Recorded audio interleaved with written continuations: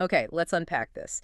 Have you ever found a simple children's song, just incredibly catchy? Oh, definitely. They get stuck in your head. Exactly, and sometimes surprisingly impactful. Something like, "Hello, how are you? Speak up now, don't be shy. Confidence will be found." Hmm, Well, today we're doing a deep dive into an educational philosophy that, well, it literally uses songs like that as a cornerstone. really. To build what exactly? Build a strong foundation, not just for learning English, but, for life itself.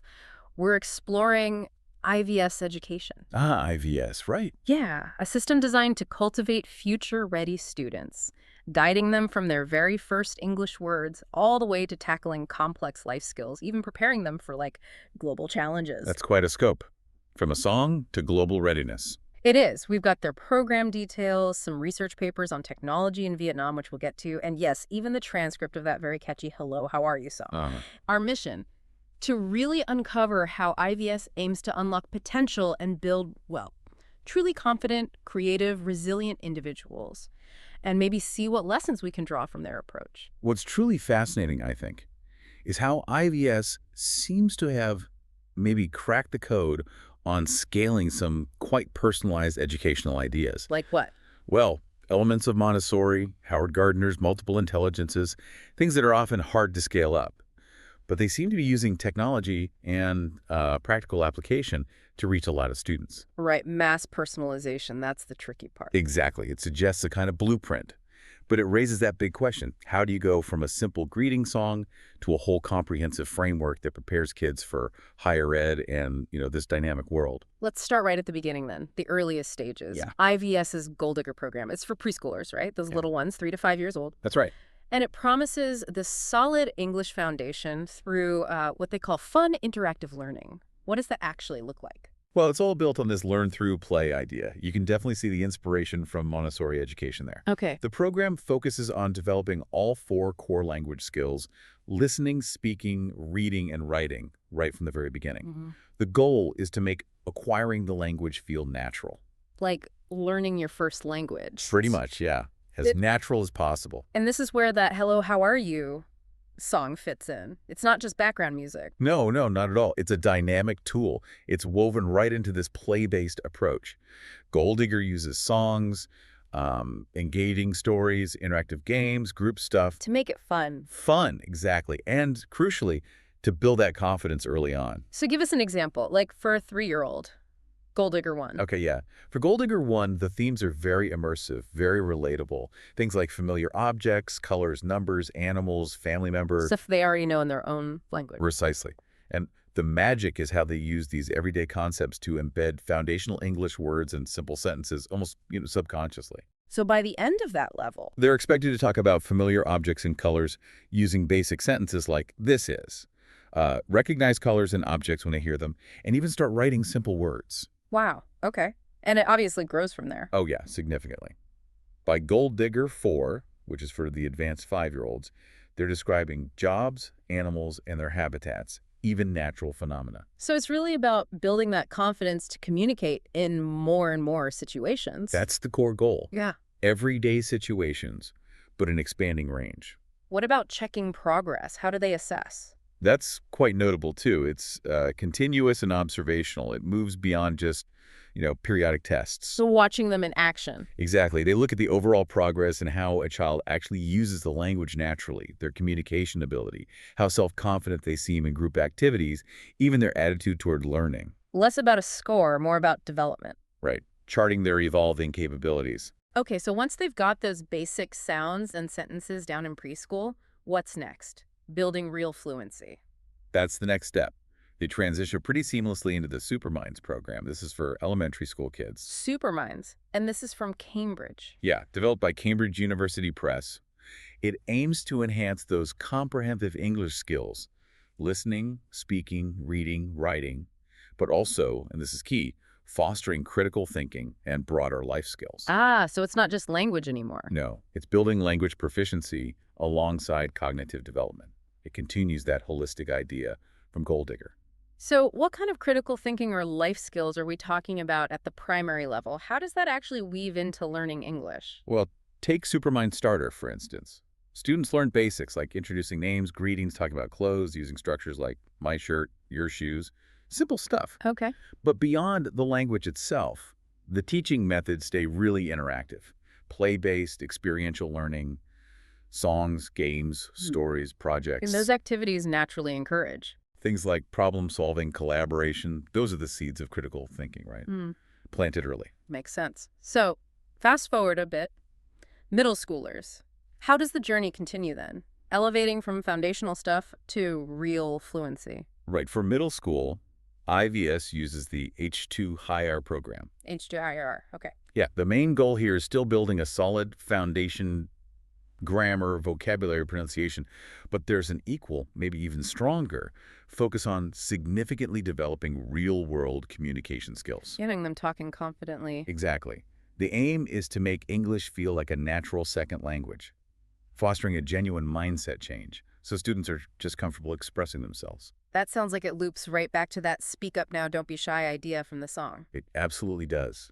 It reinforces that. So how do they actually do that? Create that kind of uninhibited communication in class? Well, they use highly interactive teaching methods, creating a really dynamic environment. Think games like bingo, 20 questions, or even, have you heard of Hin But Cha? No, what's that? It's a popular Vietnamese word puzzle game, kind of like Pictionary or charades with word riddles. Really engaging way to reinforce vocabulary and grammar. Oh, cool. So fun but learning. Totally. And students are consistently doing group discussions, presentations, even debates on relatable topics. Debates, really? Yeah. Actively practicing expressing ideas, persuading others, all in English. So if we zoom out on H2 Higher, the curriculum covers a pretty wide range. Definitely. From basic tenses, parts of speech, all the way to more advanced structures, conditional sentences, passive voice, reported speech. Practical stuff, too. Absolutely. Things like writing formal letters and emails, advanced presentation skills, debate skills, pushing them towards really articulate, confident communication. Okay, so language is clearly a huge pillar, but what seems to really set IVS apart is this commitment to holistic development, which brings us to their STEAM plus intelligence model. Right. This sounds like it takes early childhood to a whole new level. It's really compelling, I think, how they seamlessly integrate STEAM science, technology, engineering, arts, maths, with Howard Gardner's theory of multiple intelligences. Multiple intelligence, right. And the power of Gardner's theory isn't just, putting kids in boxes. It's realizing that traditional education often only caters to maybe linguistic and logical mathematical strengths. A typical school smarts. Exactly. But IVS seems to actively try to broaden that definition of smart.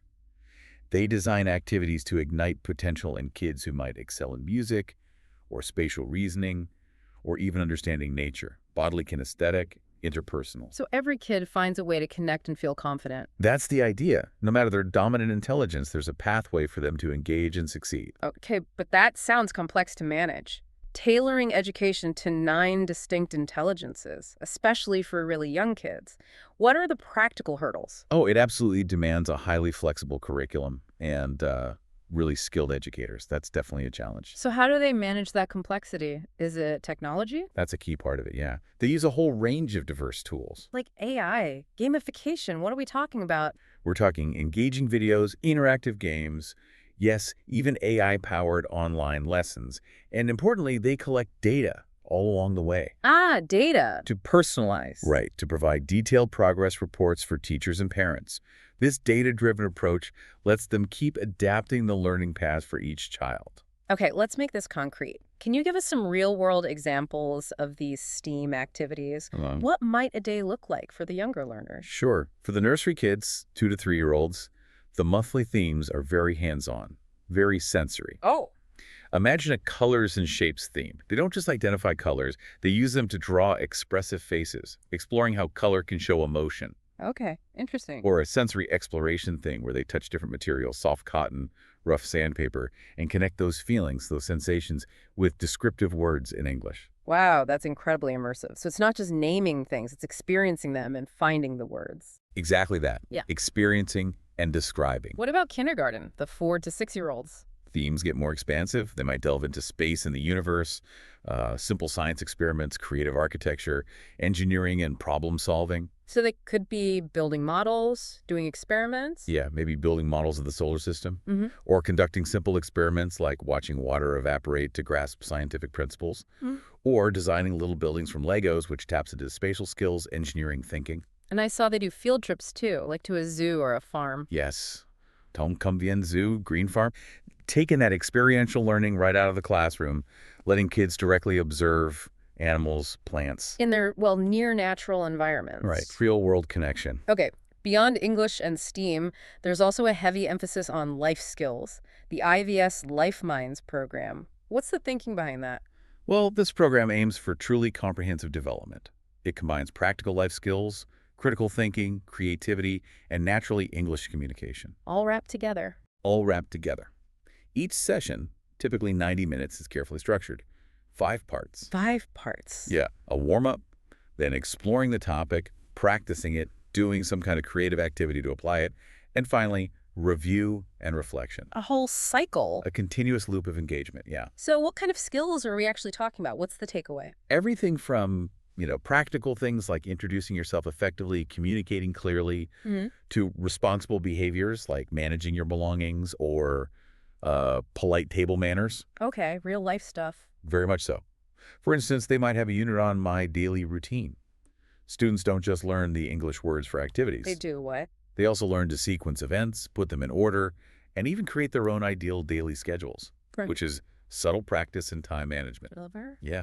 Other units cover health and nutrition, road safety, exploring careers, understanding emotions, sports, outdoor activities, all designed to be practical and relevant to a child's actual world. And you mentioned practical application. I saw they do outdoor simulations. They do, like practicing ordering food in a pretend restaurant setting or navigating a mock supermarket. That's fantastic. Really solidifies it. It makes it real. And the assessment reflects that practical focus too. How so? It's not just about what students know, like facts they can recall. It's about what they can do. Applying the knowledge. Exactly. They assess at 3 levels. Recognize, basically recalling concepts. Apply, using skills in familiar Yeah. situations. And then mastery and creative, which is about adapting and innovating with those skills in new contexts. So it tracks real competence. Right. Genuine progress in communication, teamwork, critical thinking, problem solving. Not just rote learning. Okay, so it's really clear IVS is focused on building well-rounded, capable individuals. But let's zoom out a bit now. Okay. How do these programs, starting from that simple "Hello, how are you" song, going all the way to these complex STEAM projects and life skills, how does this fit into Vietnam's broader picture? Yeah. The economic landscape, technology. That's a really important connection to make. If we look at the bigger picture, there was a report on technology innovation in Vietnam. CSIRO, the Ministry of Science and Technology, University of Queensland. Okay, it sounds thorough. It highlighted a critical point. While R&D investment in Vietnam has historically been, let's say, relatively low, Right. the nation has been incredibly strong in technology adoption, taking existing tech and applying it. And those efforts in application and innovation have been a major driver of economic growth. So adapting and using tech well has been key for Vietnam's growth. Hugely significant. Okay. The report explicitly states that tech innovation efforts boosted output growth significantly between 2015 and 2019. Interesting. And it also details this kind of 4-level progression for how businesses develop technologically. 4 levels. Yeah. Level 1 is just acquiring technology. Level 2 is absorbing and assimilating it. Level 3 is adapting and mastering it. And level 4, that's creating entirely new technologies, true innovation. And that final stage, level 4, that requires... A deep well of human capital. Skilled, creative, adaptable people. That progression sounds remarkably similar, actually, to the journey IVS seems to be taking its students on. Doesn't it? Moving from basic comprehension and application towards creative problem solving and innovation. It really does parallel it. And the report emphasizes that R&D investment, especially in training and education, has this long-term positive impact on economic growth. Why?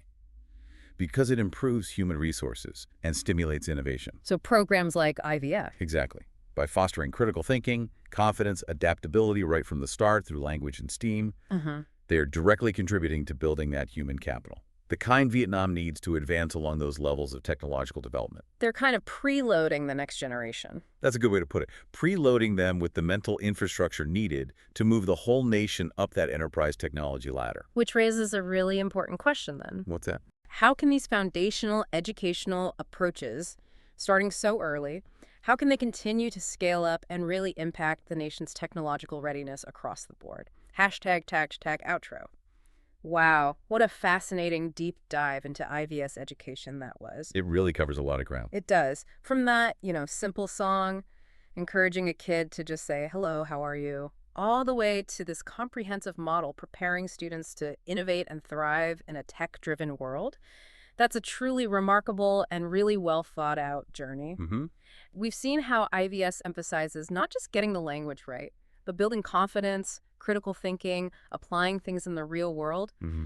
all while trying to personalize the learning to each kid's unique strengths. It really does seem to be about nurturing potential right from the ground up. That focus on play-based learning, the rich experiences, integrating multiple intelligences, it creates this robust foundation. Where kids aren't just memorizing. Right. They're developing a genuine, hopefully, love for discovery and the essential skills they'll need to adapt, contribute, innovate later on. So wrapping this up, what does this all mean for you listening? Well, I think it's a powerful reminder, isn't it? Mm-hmm. That the bedrock of future innovation isn't always hiding in complex algorithms or fancy machinery.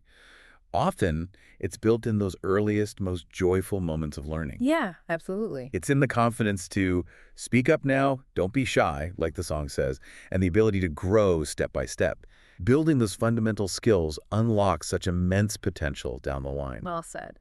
So as you consider the future, maybe think about how those fundamental skills, when they're taught with creativity and care, really become the engines of progress. And perhaps ask yourself, what new hello might open doors to unexpected knowledge or, who knows, a surprising new passion for you?